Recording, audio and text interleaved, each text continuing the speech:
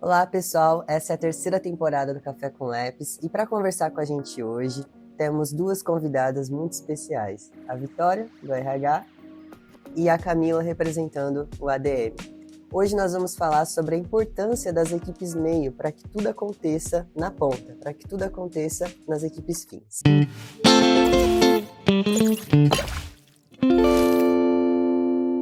Então, para a gente começar, eu queria pedir para vocês se apresentarem. Camila, Vitória.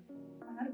Oi, eu sou a Camila Napp, eu sou líder da equipe administrativa e financeira do LEPS e atuo aqui no LEPS já tem 4 anos já, sempre na equipe administrativa e financeira.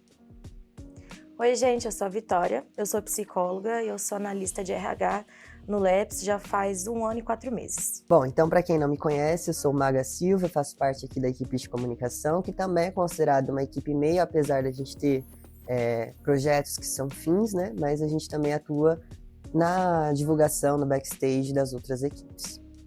Então, Cami, me conta aí um pouquinho da sua rotina no administrativo, quais são os principais atributos que vocês têm, como funciona a rotina de vocês? Claro, eu brinco um pouco que o administrativo, cada dia é um dia. A gente tem processos bem estabelecidos, claro, mas a gente depende bastante das equipes fins, de todas as equipes. E um pouco da nossa rotina, assim, eu digo que o administrativo, ele tem que ser a equipe que faz com que nada pare. Então, assim, independentemente do que aconteça, a gente tem que manter a engrenagem girando, a gente tem que fazer o que tem que ser feito. Então, o que a gente faz no geral, assim, né? Um resumo bem básico. A gente tem a parte de contratos, a gente atua também auxiliando na parte dos campos de pesquisa, a gente tem a parte dos pagamentos, compras em geral de todos os insumos necessários, tanto para os campos quanto aqui para os escritórios. A gente tem a parte de prestação de contas, quando os projetos exigem. Acho que seria isso. Não, perfeito, já é muita coisa, né? Sim, é muita coisa. Vitória, como que é cuidar das pessoas do LEPS no RH? Assim, o que o RH faz? O que é o Recursos Humanos aqui dentro? Recursos Humanos vai acompanhar os membros do LEPS ao longo de toda a trajetória dele dentro do laboratório, né? Então, a gente já começa ali com a captação, com colocar o membro para dentro do laboratório, fazer com que ele se estabeleça ali, crie vínculos e seja confortável para ele ali dentro. E assim, durante a jornada toda. E aí, as demandas são inúmeras, né? É sempre o que o membro precisar, a gente fala que ele pode bater lá no RH, porque, de fato, é verdade.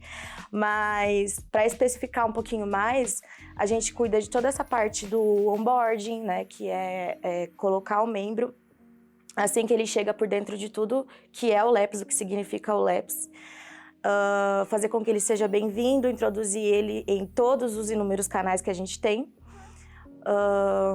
E aí também tem o processo de recrutamento e seleção, que a gente trabalha com todas as áreas. A gente trabalha com todas as linhas de pesquisa, com todas as agendas. Então, são de inúmeros tipos.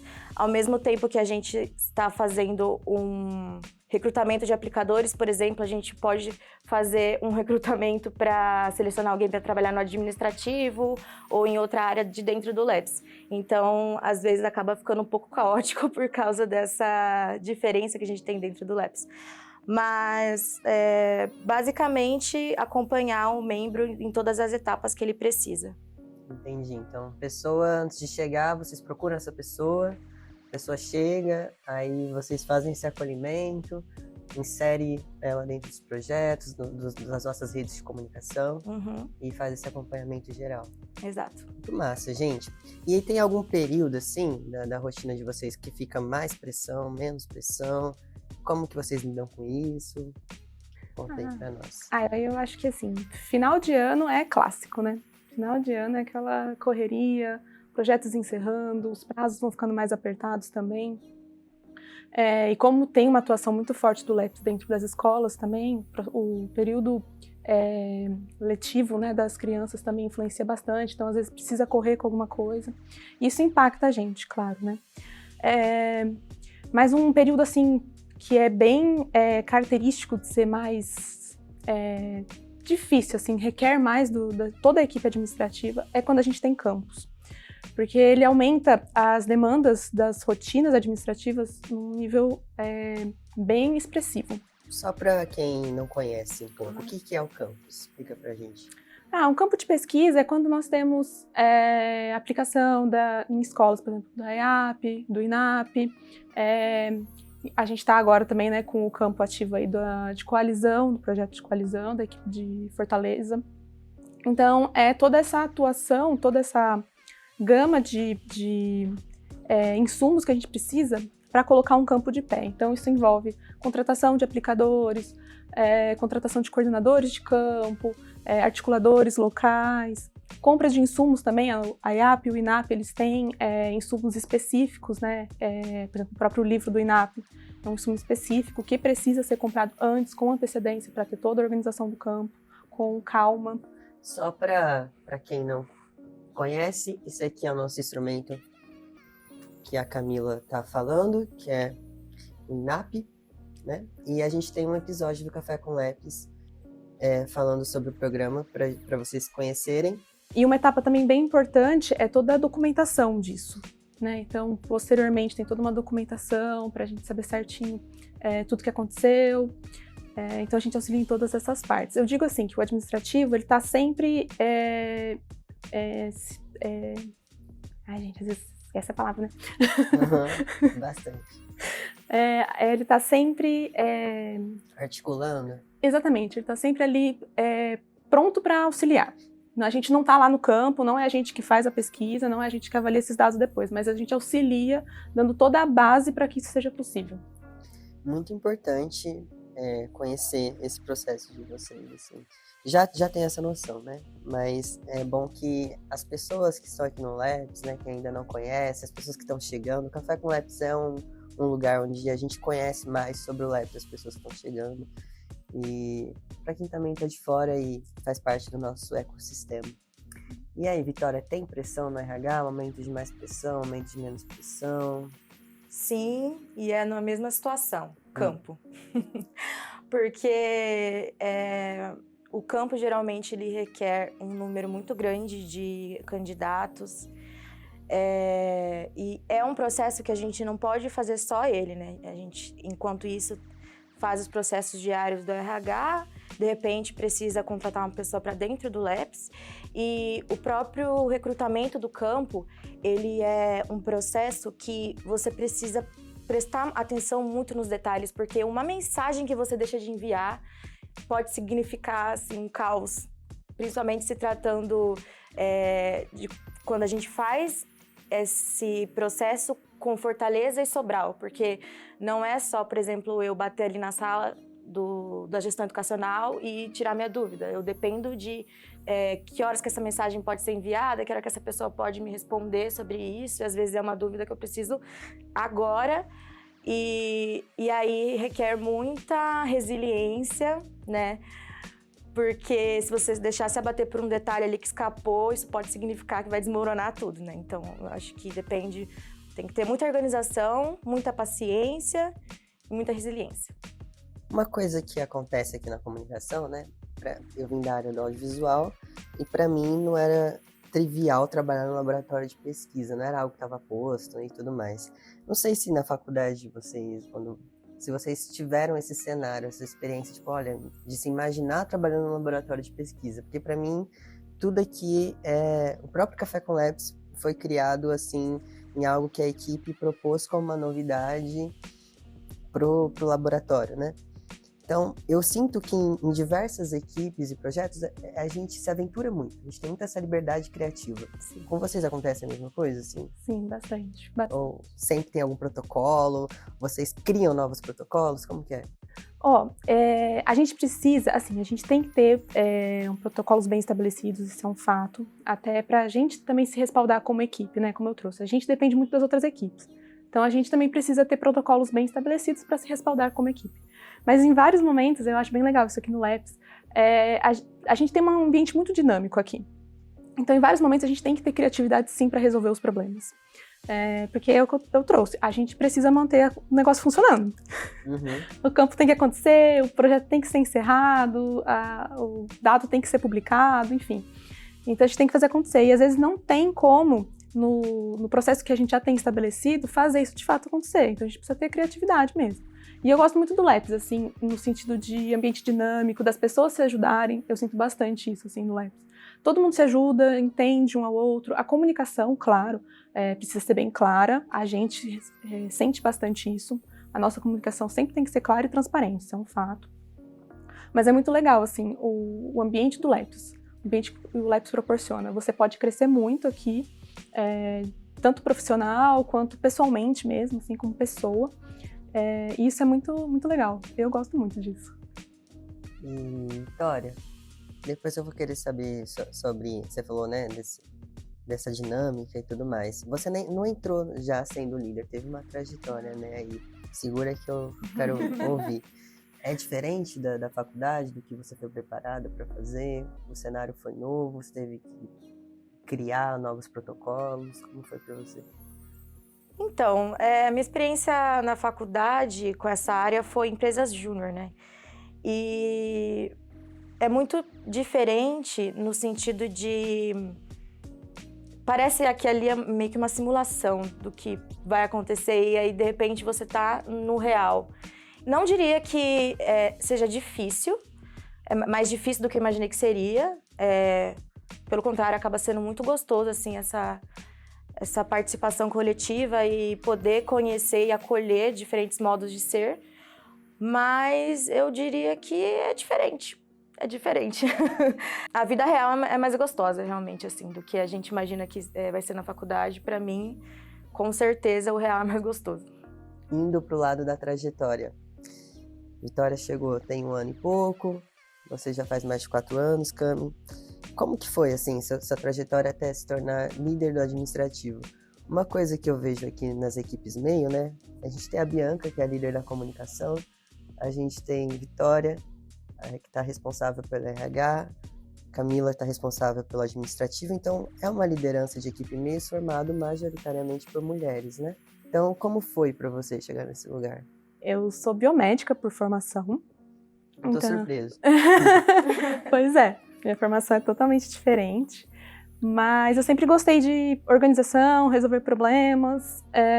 Isso é uma característica da área administrativa e financeira. Você tem que gostar disso, tem que ser organizado, tem que gostar de resolver problemas.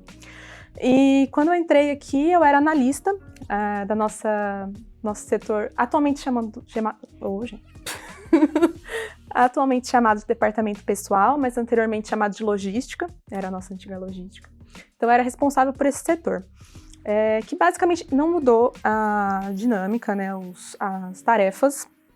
Então, basicamente, o departamento pessoal é responsável por todos os contratos internos aqui, então, com pesquisadores, assistentes de pesquisa, analistas das equipes meio, analistas, assistentes e líderes das equipes meio.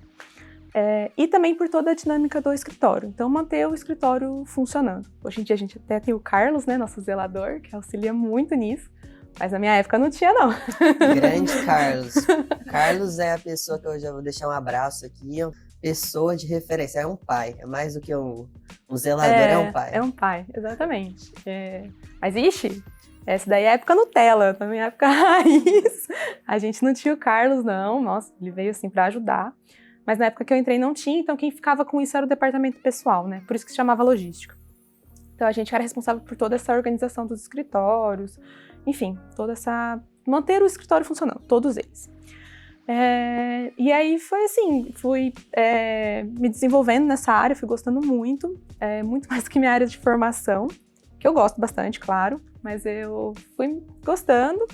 E depois veio a oportunidade de ser líder, já sou líder... Deve ter mais de 2 anos já, a gente perde o tempo, que também é um novo desafio, tem sido, né? Ser líder é um desafio, sempre.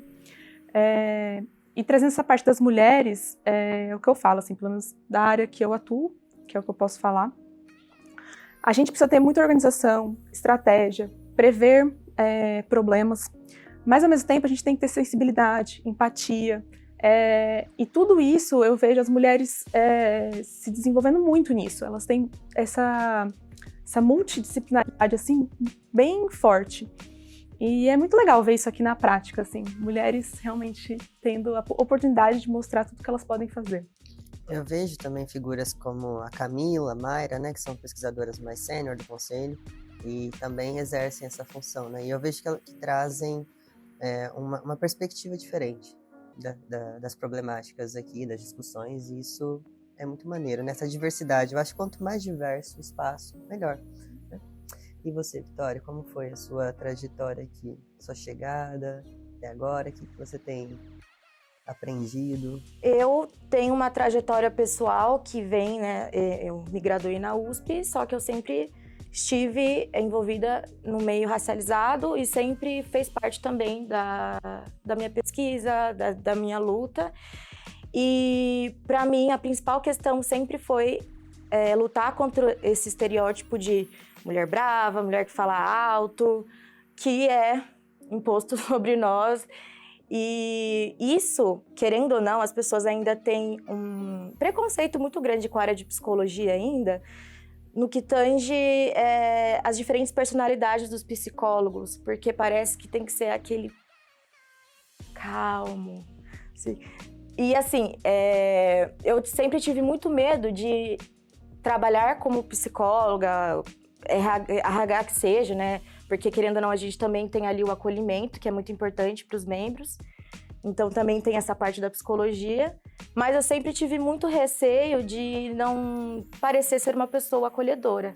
De não parecer ser uma pessoa com que as pessoas pudessem contar. Pudessem querer bater lá na sala a qualquer momento, né? Que é o que a gente tenta expandir ali no laboratório, né? Que as pessoas realmente saibam que elas podem bater na porta do RH. Mas eu sinto que, justamente por ser essa coisa que não é engessada, né, que é muito bem desenvolvida entre nós, a gente consegue levar de uma forma mais leve, né, com mais conversa. Eu acho o LEPS um ambiente, assim...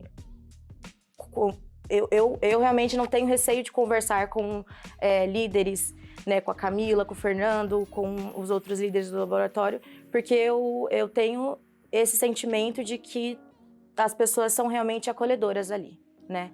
Então, a gente tem muito bem desenvolvido, eu acho, essa questão da conversa. Eu me identifico com a sua...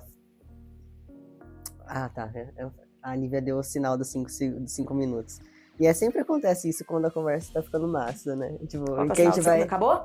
Tá faltando 5 minutos pra acabar. Ah. Eu me identifico com a sua fala, Vitória, porque eu fiz a minha transição dentro do laboratório, né? Eu comecei o meu processo de harmonização e de transição aqui dentro. E eu sempre senti muita abertura, principalmente por estar mais próximo da minha equipe, né? De apoio, assim, dos pronomes, né? A próprio RH e o administrativo fez todo o processo de troca de nomes, né? Por como é o nome social nos documentos. Então eu sinto que o LEPS é muito aberto para a diversidade, né? Porque as pessoas se sintam bem e tudo mais. E eu fico muito feliz de saber que não é comigo só, né? Não é um caso específico e que você também teve esse espaço aqui dentro. Infelizmente, a gente está indo para o encerramento, né? E aí eu queria fazer uma pergunta, assim, para quase fechar, que eu vou ter depois mais uma. Tem alguma história marcante para vocês, do ADM, do RH, até da comunicação, posso trazer aqui com a equipe, que ficou, assim, marcada na história da equipe de vocês? Compartilha com a gente, por favor. Eu tenho uma história que é bem engraçada. Hoje em dia ela é engraçada, na época o pessoal sofreu. Mas é aquilo, como eu trouxe, né? A gente tem abertura para resolver o problema do jeito que der. Então a gente tem essa possibilidade de ser criativo. Às vezes dá certo, tem momentos que não.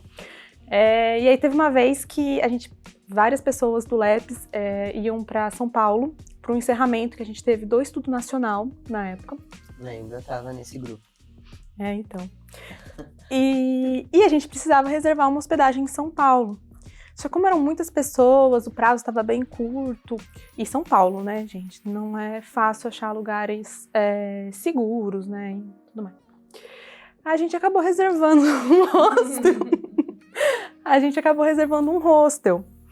E assim, pelas avaliações e tudo mais, dava tudo certo. Mas chegando lá, foi bem caótico. Acontece, né? Erros, a gente aprendeu com isso. Foi um momento realmente que, pelo menos, todo mundo teve lugar para dormir em São Paulo.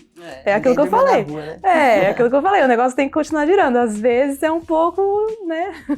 Às vezes dá uns ruidinhos ali, mas dá certo. Eu tenho certeza, eu posso falar com propriedade, que essa história rendeu boas risadas, né? Que até hoje a gente lembra e é sempre engraçado, é cômico, né? Vitória, alguma história sua com RH? É uma história com seu final muito feliz, na verdade, né? Porque como a gente tem que organizar também os eventos festivos do LEPS, o RH precisa ficar, querendo ou não, pode aproveitar a festa, mas ficar atento ali, né? Se tá tudo correndo certinho. E aí, no final do ano passado, a gente fez uma festa muito legal, que vinha o DJ, já vinha no pacote, né? Então, o DJ era do local. E aí, acabou o pagode, que foi incrível, e aí entrou esse DJ, e aí a gente percebeu que a galera ficou meio na deprê, né? Ninguém tava gostando muito da seleção, né? Já era músicas bem, assim, fora de moda. E aí, a gente teve que inventar do nada ali uma diversão. Acabou que a gente conseguiu colocar um karaokê e assim ficou por horas a festa. Ninguém queria sair. E talvez tenha de novo, porque todo mundo amou, né? Descobrimos seu talento também como cantora raiz, né? Bem do interior de São Paulo, né? Sim. Sertanejo. Sim, Então aí já dá pra fazer seu merchan pra contratar, quem sabe, um show seu, né, Vitória? quem sabe? Descobrimos só a voz. Foi muito massa, muito massa. A comunicação teve também uma história marcante, assim, pra nós, que foi aonde os nossos documentários, produtos aqui nos levaram. Que foi no caso, né, no Mídia Ninja, em São Paulo, que é um canal de comunicação que a gente admira muito, respeita muito, né? Então a gente participou de uma seleção, né? E o Esquecidos passou e a Bianca e eu fomos levar o Esquecidos para lá. E aí a Bia teve contato com a coordenadora do Mídia Ninja, a Adri, a de Aguiar. Elas foram visitar escolas para convidar as pessoas para o documentário. A gente foi acolhido na nave coletiva, que é a sede do Mídia Ninja em São Paulo. A gente conheceu figuras públicas lá, né?